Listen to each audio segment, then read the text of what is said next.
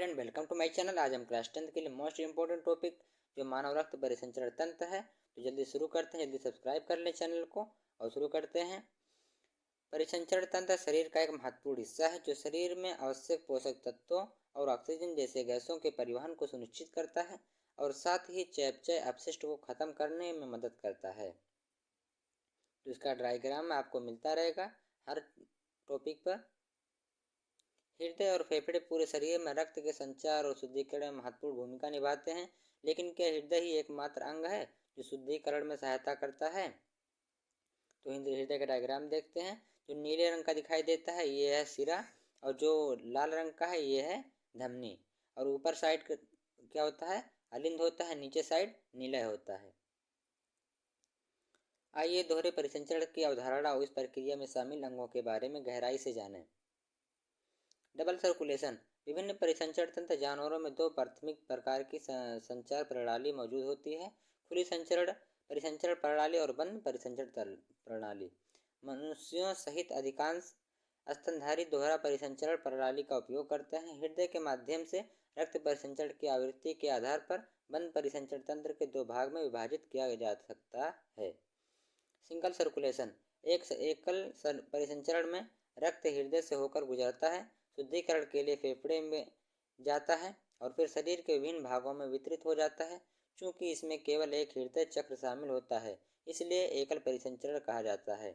उदाहरण के लिए एकल परिसंचरण मुख्य रूप से उभयचर कीड़े आदि जानवरों में देखा जाता है। तो यह सिंगल सर्कुलेशन का डायग्राम है।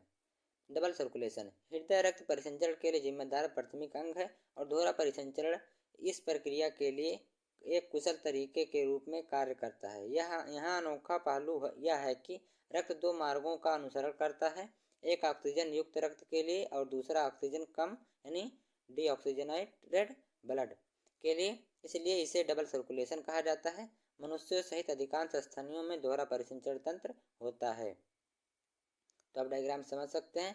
मानव हृदय के चार भागों में बांटा गया है। बायां अलिंद हृदय के एक भाग, दिल का बायां निचला भाग, दायां वेंट्रिकल यानी दायां नीला। इसके अलावा हृदय फुफ्फुस धमनी और सिरा के माध्यम से फेफड़े से जुड़ा होता है। दोहरा परिसंचरण प्रणालीगत संचलन।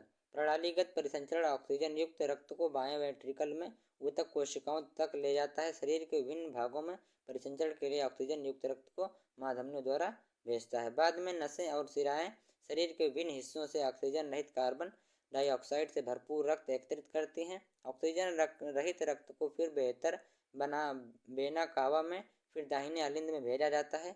ऑक्सीजन रहित रक्त प्राप्त करने के बाद दायां अलिंद रक्त को फुफ्फुस परिसंचरण के लिए दायां वेंट्रिकल में ले जाता है। पल्मोनरी परिसंचरण तंत्र के लिए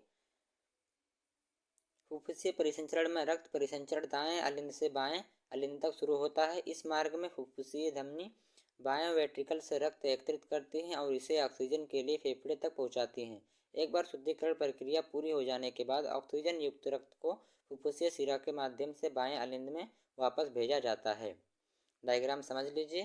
पल्मोनरी है, यह H2O है और लो, और फिर बाएं वेंट्रिकल में लाया जाता है। बायां वेंट्रिकल प्रणालीगत परिसंचरण के लिए ऑक्सीजन युक्त रक्त को महाधमनी में पंप करता है। दोहरा परिसंचरण ऑक्सीजन युक्त रक्त ऑक्सीजन रहित रक्त दोनों एक शक पृथक्करण सुनिश्चित करता है। इसलिए यह परिसंचरण गारंटी देता है कि शरीर में हमेशा ऑक्सीजन की एक समर्पित आपूर्ति है, जिससे शरीर की दक्षता में सुधार होता है। यह भी एक कारण है कि स्तनधारी अपने शरीर के तापमान को बनाए रख सकते हैं। दोहरे परिसंचरण के अलावा परिसंचरण दक्षता बढ़ाने के लिए एक तीसरा पोर्टल सिस्टम भी मौजूद होता है। वीडियो पसंद आई हो तो चैनल सब्सक्राइब कर लें। सी यू टुमारो, कल मिलते हैं।